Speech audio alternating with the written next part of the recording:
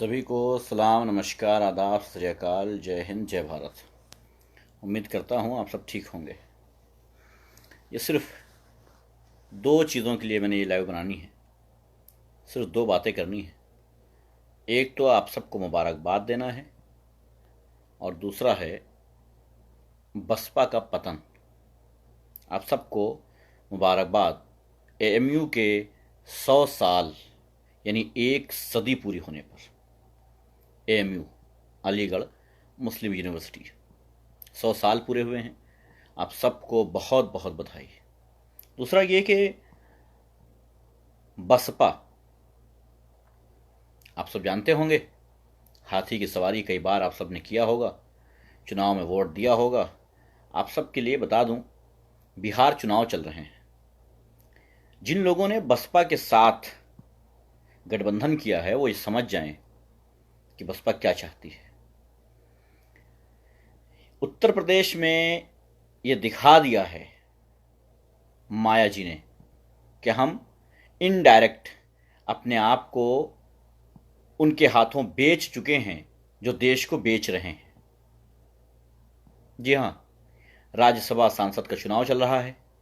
उसी दौरान मायावती जी ने जो बयानबाजी की है, जो हरकतें हैं, ये पुरानी बात रही है।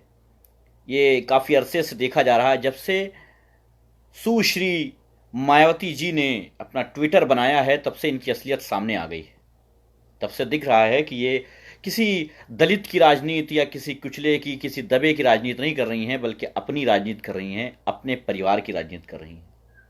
अगर इन्हें दलितों की राजनीति करना होता, दबे कुचलों की राजनीति करना होता, तो ये चंद्रशेखर आज़ाद के साथ मिलकर के काम करती, ना कि अपने भतीजे को लॉन्च करने के लिए पार्टी को तबाह कर देती।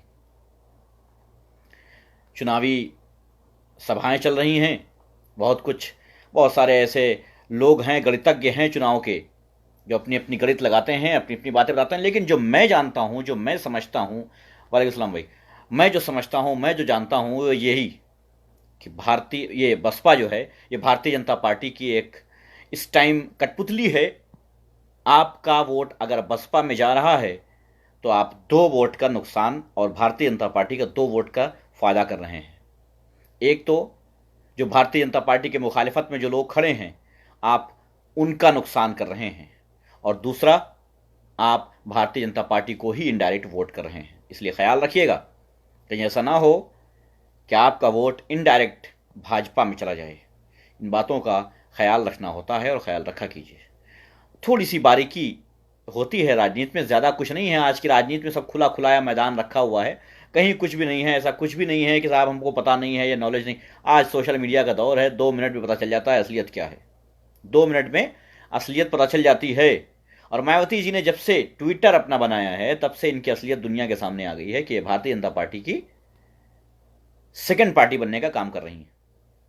इतने मामले हुए हैं लगातार, चाहे वो दलितों के रेप का मामला रहा हो, चाहे जो भी रहा हो, चाहे जिस महिला के रेप का रहा हो मामला। सिर्फ दलित की बात नहीं कर रहा हूं।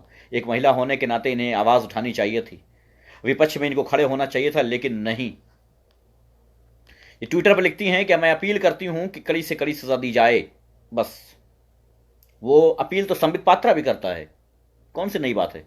और आपसे बेहतर है संबित पात्रा कि वो आश्वासन भी देता है कि की जाएगी, हमारी पार्टी देख रही है और करेगी, बात खत्म। कमाल है साहब। तो माया जी जो कर रही हैं वो सबके सामने है। अब देखना यह है कि 2022 चुनाव में बसपा के प्रत्याशी जो रहे हैं अब तक, या जो प्रत्याशी रहेंगे, ये लोग आगे क्या करते हैं, या जो वोटर्स हैं बसपा के, जो परमानेंट वोटर्स हैं, वो क्या करेंगे।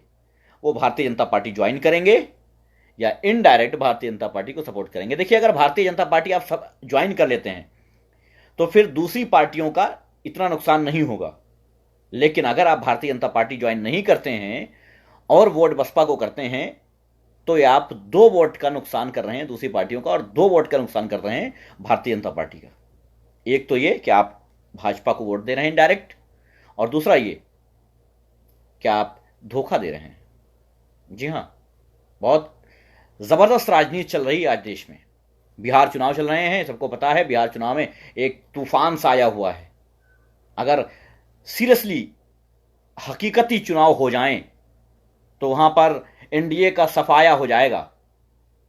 लेकिन सबको पता है कि ईमानदारी से चुनाव भारत में उम्मीद नहीं की जा सकती है, इसलिए कुछ भी हो सकता है। हाँ, एक बात जरूर कहूंगा, तेजस्वी यादव जोश ज्यादा है, होश कम है। अपने जोश पे कंट्रोल करना होगा तेजस्वी यादव को, वरना आने वाले दिनों में इनके लिए नुकसानदेह हो सकता है। आज मैंने तेजस्वी यादव की एक वीडियो देखी है, कल भी एक वीडियो देखी थी। लगातार कुछ ना कुछ ऐसी क्लिप्स आ रही हैं जिनमें पता चलता है कि एटीट्यूड को कम करना होगा। आप मुख्यमंत्री पद के लिए लड़ रहे हैं, लोग आपके दीवाने हो रहे हैं, आपको पता होना चाहिए आपके दीवाने हो रहे हैं लोग। तेजस्वी यादव जी, आपको मालूम होना चाहिए कि आपके दीवाने हो रहे हैं लोग। आपको पता होना चाहिए कि आप नौजवान हैं, आपके अंदर जोश है, आपके साथ युवा आपके कंधे से कंधा मिलाकर चलना चाहता है। आपको उनको साथ लेकर के चलना होगा, उनका हाथ पकड़ के उनके पीछे नहीं कर सकते आप। इस बात को आपको ख्याल रखना होगा। तेजस्वी यादव, मुझे नहीं लगता कि ज़्यादा एक्सपीरियंस है। वो अलग बात है कि उप मुख्यमंत्री रह चुके हैं, लेकिन सभी ऑटोमेटिक होता गया। नहीं भाई, तो इसीलिए मुख्यमंत्री हो सकते हैं, उप मुख्यमंत्री बन चुके हैं, मुख्यमंत्री बन सकते हैं, सब कुछ ठीक है, लेकिन एक्सपीरियंस की कमी है। मुझे नहीं लगता कि आप इतनी बारीकी से राजनीति को समझ पाए हैं। राजनीति में बहुत कुछ होता है दिखावा, जो भारतीय जनता पार्टी लगातार करती आई है। लगातार भारतीय जनता पार्टी करती आई है दिखावा। इस गंदी राजनीति को खत्म करने के लिए गंदा खेल तो खेलना पड़ेगा। इस 10 मुंह के पार्टी को खत्म करने के लिए, 10 मुंह के इन लोगों को खत्म करने के लिए कम से कम 2 मुंह तो लेकर के चलना पड़ेगा आज के दौर में। बिल्कुल क्लियर बता रहा हूं मैं, जिसे बुरा लगता है लग जाए। अगर आप चाहें कि ईमानदारी से भारतीय जनता पार्टी को हरा लें तो नामुमकिन है। बिहार में देख लीजिएगा, बिहार में अगर ईमानदारी से चुनाव हो जाए तो 20% भी सीटें नहीं निकाल पाएंगे ये एनडीए वाली। लेकिन साहब अभी निकाल लेंगे, मुझे मालूम है, क्योंकि गेम कहीं और बसा जा रहा है। वैसे भारतीय जनता पार्टी ज्वाइन करने की बात जहां तक रही, तो कुछ लोग भारतीय जनता पार्टी ज्वाइन करना चाहते हैं, तो हम चाहते हैं कि कहाँ हैं, जरा हमारे गृह मंत्री जी से जो है मुलाकात करवाइए आप लोग। देखिए भाई, कुछ लोग भारतीय जनता पार्टी ज्वाइन करना चाहते हैं। वालेकुम सलाम भाई। कुछ लोग भारतीय जनता पार्टी ज्वाइन करना चाहते हैं, तो गृह मंत्री जी यहाँ भी हैं, आप आइए जरा भारतीय जनता पार्टी ज्वाइन कराइए कुछ लोगों को। बड़ा तिलमिलाहट सी मची हुई है, आप नहीं हैं तो बड़ी उथल पुथल मची हुई है राजनीति में। आपको आना चाहिए सामने, फ्रंट पे आना चाहिए आपको, और बोलना चाहिए कि जो लोग भारतीय जनता पार्टी ज्वाइन करना चाहते हैं उनका सुस्वागत है। ऐसा ही कुछ है ना। खैर, मैं अगर बनारस की बात करूं, जो प्रधानमंत्री के संसदीय क्षेत्र रहा है, वहां की हालत पहले से ज्यादा बदतर होती जा रही है, पहले से ज्यादा बदतर होती जा रही है। चाहे वो सड़कों का मामला हो, चाहे वो रेड लाइट एरिया का मामला हो, चाहे वो दूसरे किसी भी नौजवान के रोजगार की बात रही हो, चाहे शिक्षा की बात रही हो, चाहे गंदगी की बात रही हो, कुछ भी हो, हर मामले में बनारस पीछे जा रहा है। तो माननीय प्रधानमंत्री जी, आप फ्रांस की मदद और समर्थन ना करते हुए, अच्छा होगा कि आप आइए साहब, आप आइए, हिंदुस्तान के बनारस की मदद कीजिए। भाई डीपी बदल लो, वरना मुझे अपने चश्मे का नंबर बदलना पड़ेगा। ठीक है भाई, बदल लूंगा। तो आप फ्रांस का समर्थन ना करते हुए, मुसलमानों की नफरत में जो आप फ्रांस का समर्थन करने निकल पड़े, हालांकि औकात नहीं है समर्थन की, वो अलग बात है। आपके कह देने से क्या होता है, जो खुद गड्ढे में मुंह के बल पड़ा हो, वो पहाड़ पे बैठे लोगों का समर्थन या नुकसान करने की बात सोचे तो बड़ा अजीब सा लगता है, अटपटा सा लगता है। तो माननीय प्रधानमंत्री जी, मुझे लगता है कि आपको फ्रांस का समर्थन ना करते हुए अपना समर्थन और अपने देशवासियों का समर्थन करना चाहिए। कल प्रधानमंत्री जी का भाषण सुन रहे थे, 2-4 मिनट सुना था, ज्यादा नहीं सुना था। प्रधानमंत्री जी का भाषण सुना, उसमें उन्होंने काम नहीं गिनाए, उन्होंने बता दिया कुशासन से सुशासन हुआ है, असुरक्षा से सुरक्षा। साहब ये भी बता देते कि कौन सुरक्षित है इस टाइम देश में। अगर हिसाब किताब देखा जाए, अगर रियलिटी देखी जाए, अगर हकीकत देखी जाए, तो एक चीज आप बता दीजिए जिसमें आपने भारत को फायदा पहुंचाया है।